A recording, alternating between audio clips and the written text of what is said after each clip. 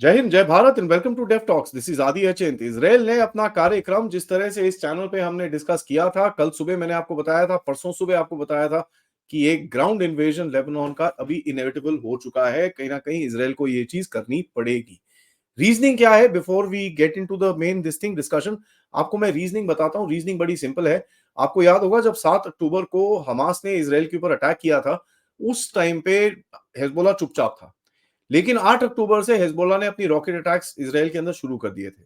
तो उस rocket attacks के चक्कर में इजराइल को ऑब्वियसली काफी डैमेज हुआ था, और जो नॉर्दर्न सेटलमेंट्स हैं इनकी, इजराइल की, वहां पर 60 से 70 हजार लोग को वहां से घर से निकलना पड़ा था, because that was very close to the border. और short range long range missile से ये लोग उन रीजन्स को, सिविलियंस को भी टारगेट कर रहे थे।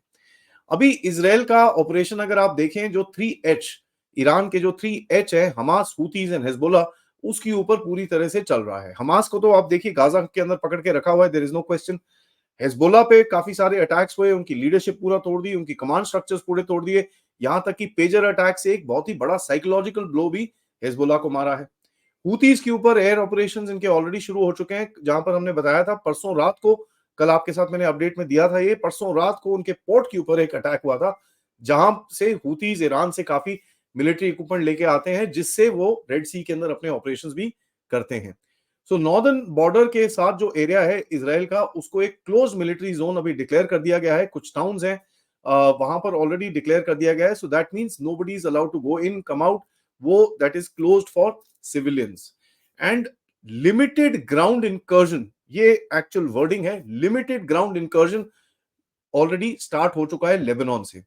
यहां पर मैं आपको बताऊं, कल सुबह before this whole activity started, इनकी स्पेशल फोर्सेस ऑलरेडी घुस चुकी थी अंदर। स्पेशल फोर्सेस घुस चुकी थी, and as a matter of fact उन्होंने कई टनल्स को बस्ट वस्ट भी करा है वहां पर, और कई स्ट्रॉन्ग होल्ड्स को उन्होंने अटैक भी किया था।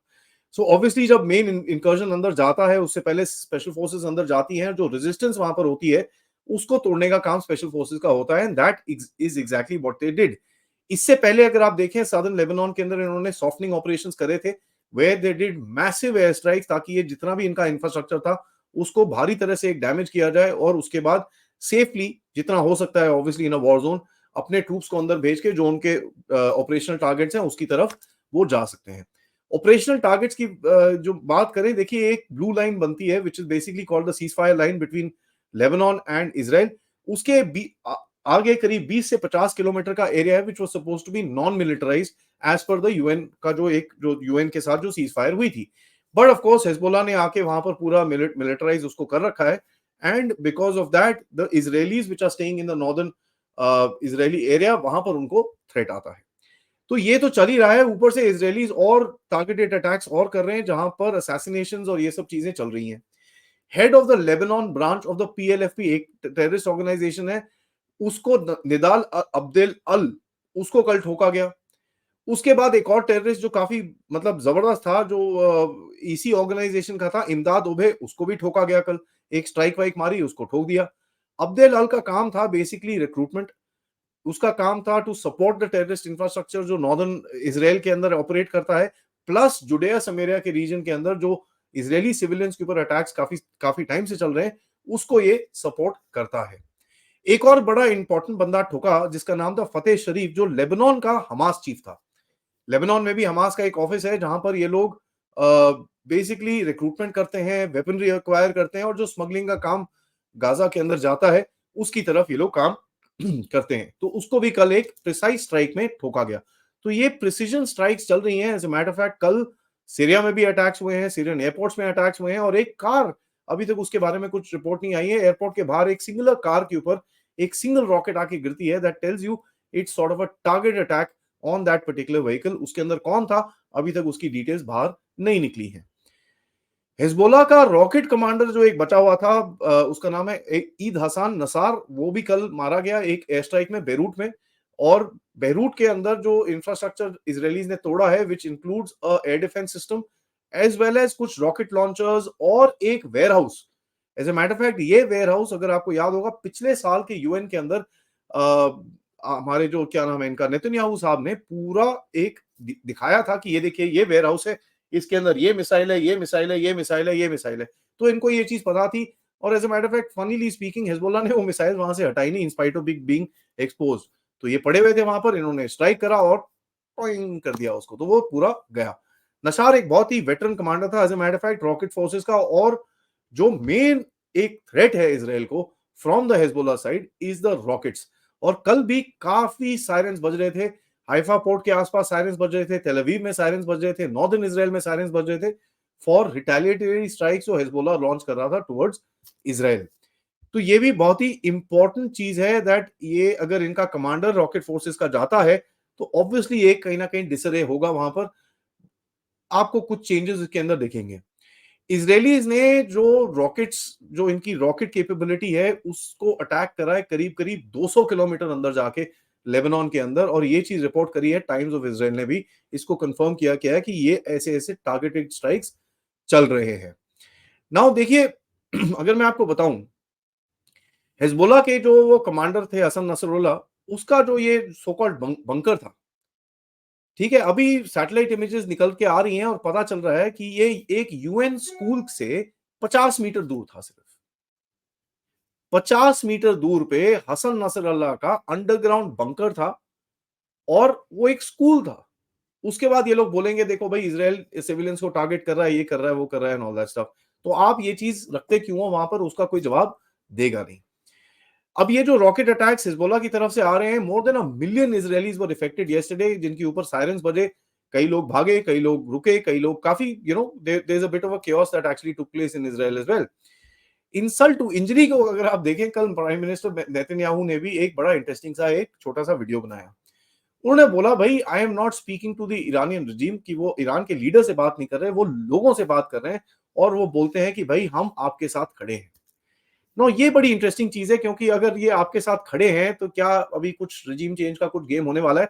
और मैं इसको यहाँ पर इतना इलेबोरेट नहीं करूंगा, क्योंकि मेरे को इससे बात करनी है इस बारे में कर्नल अजय रैना के साथ, जो आज रात को 10 बजे आपके साथ इसके बारे में पूरी तरह से बात करेंगे। ना ईरान की रेवोल्यूशनरी गार्ड की जो फैमिलीज लेबनान में रह रही थी, उन सबको इवैक्यूएट करा जा रहा है। ये चीज मैंने आपको 2-3 दिन पहले भी बोला था कि प्राइवेट जेट्स के साथ और कमर्शियल फ्लाइट्स के साथ ये लोग इराक की तरफ जा रहे हैं, ये लोग सीरिया की तरफ जा रहे हैं, और वापस ईरान की तरफ भी जा रहे हैं। So this is something that we need to very clearly understand, कि ईरान को भी पता चल गया भाई सिचुएशन डेंजरस है, इजरायलीज आर ऑन फायर, अगर कहीं इधर उधर पिटाई पुटाई होगी तो अंदर गड़बड़ हो जाएगी। ना देखिए यार, मैं आपको कब से बोल रहा हूं कि भाई ईरान कुछ गड़बड़ कर रहा है। उसमें एक विक्टिम कार्ड भी खेलता है, कभी दूसरी तरफ भी खेलता है। तो 2-3 स्टेटमेंट्स आए। जो फॉर्मर ईरानियन प्रेसिडेंट है, उन्होंने कल एक स्टेटमेंट दिया कि वेस्टर्न लीडर्स ने ईरान को एक सीज फायर प्रॉमिस किया था, एक सीज फायर प्रॉमिस किया था, ठीक है। उस सीज फायर प्रॉमिस क्यों किया था, कि भाई अगर इस्माइल हनिये का जो असैसिनेशन इजरायलीज ने अलेजिडली किया, उसमें अगर वो रिटेलिएट नहीं करेंगे तो एक आपको सीज फायर हम दे देंगे। ये ईरान के फॉर्मर प्रेसिडेंट ने बोला है। तो ये तो मतलब बोलते हैं ना इधर उधर देखो, उनकी फॉल्ट है, उनकी फॉल्ट है, ये वो एंड ऑल दैट। यहां पर मैंने आपको कल भी बताया था कि एक शियाइट क्लेरिक है लेबनान के अंदर, उन्होंने नसरल्लाह को, ये अटैक जो नसरल्लाह के ऊपर हुआ था, एक हफ्ता पहले बोला था कि भाई साहब ईरान ने आपको बेच दिया है, आप अपनी विल लिख लीजिए, अपनी फैमिली को साइड में कर लीजिए, क्योंकि आपकी घंटी अभी बजने वाली है। तो ये एक बड़ा ही इंटरेस्टिंग सा गेम चल रहा है, क्योंकि फॉर्मर ईरानियन प्रेसिडेंट ने जो एक है अहमदी निजाद, जिन्होंने ये दोनों स्टेटमेंट दिए हैं, अहमदी निजाद ने एक और स्टेटमेंट दिया इसके अंदर आके। ये आपको बताएगा कि ईरान इस टाइम पे, अगर आप ये 2-3 स्टेटमेंट्स को थोड़ा कॉन्टेक्स्ट में डालेंगे, ये आपको बताएगा कि भाई इनकी जो पूरा स्ट्रक्चर था कहीं ना कहीं वो हिल चुका है, and they have got a certain amount of problems with them. कहते हैं कि एंटी मोसाद इंटेलिजेंस एजेंसी बनाई थी हमने, उसका जो हेड था बाद में पता चला कि वो खुद ही एक मोसाद एजेंट था। इसके बारे में क्या बोले। कहते हैं भाई ईरान की सीक्रेट सर्विसेज ने एक एंटी मोसाद एजेंसी बनाई, उसका हेड पता चला बाद में कि ये मोसाद एजेंट था। As a matter of fact उसके अंदर 20 एजेंट और थे जो मोसाद वाले थे, और ये लोग ईरान के अंदर बैठ के ऑपरेशंस कर रहे थे, यहां तक कि काफी न्यूक्लियर सीक्रेट्स भी हम हमारे चुरा के इजराइल को भेजे थे। ये तो खुद फॉर्मर ईरानियन प्रेसिडेंट अहमद निजाद खुद ही बोल रहे हैं, और ये इंटरव्यू आया है सीएनएन टर्की की सीएनएन को। जो मैंने आपको इंटरव्यू बताया था सीआई टेरिक का, ये इंटरव्यू आया था अल अरबिया चैनल के अंदर। So I am not talking some obscure this and that, these are mainstream media that is actually carrying this. ये क्या गेम हो रहा है? क्या ईरान कुछ डबल गेम खेल रहा है कि नहीं? जैसे मैंने आपको बोला रात को डिस्कस करेंगे कर्नल अजय रैना के साथ। बट इन द इंटरिम एक इंटरेस्टिंग सा अपडेट आया जिससे मैं ये शो को क्लोज करूंगा। कल बात हुई मोदी साहब और नेतन्याहू की। नेतन्याहू और मोदी साहब की बात हुई, उसमें मोदी साहब ने बोला कि साहब हमारा सपोर्ट इजराइल के साथ पूरी तरह है and we stand against terrorism of course with the release of hostages. और हम ये चाहते हैं कि जो भी नेगोशिएशंस करनी है या जो भी चीजें करनी है, इजराइल को फोकस करना चाहिए on the release of hostages, ताकि उन बेचारों की जो नॉन कम्बैटेंट्स हैं उनको इस सिचुएशन से बाहर निकाला जाए। इंटरेस्टिंग टाइमिंग है मोदी साहब और नेतन्याहू के कॉल के लिए, क्योंकि जब ये वॉर एक्सपैंड हो रही है towards the north, that's the day Modi and Netanyahu actually have a conversation. तो बहुत ही इंटरेस्टिंग चीजें चल रही हैं इस टाइम पे। एंड जो एक और अपडेट अपडेट आया कि इंडियन नेवी और Iranian navy straits of Hormuz के अंदर छोटी मोटी एक्सरसाइजेस कर रही।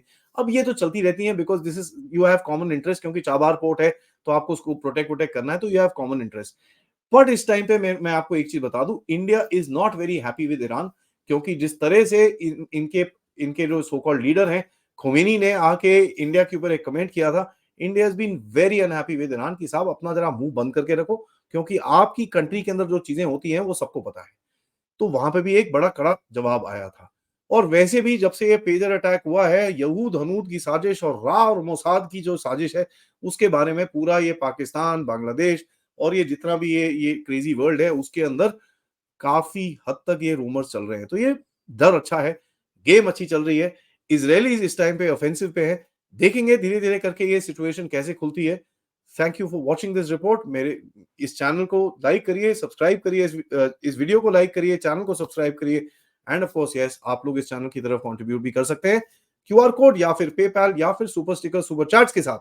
आज दोपहर में मिलेंगे रात को मिलेंगे कर्नल अजय रैना के साथ, दोपहर को मिलेंगे मेजर जनरल राजीव नारायणन के साथ, जिनका पिछले हफ्ते का शो हमारे साथ पेंडिंग था।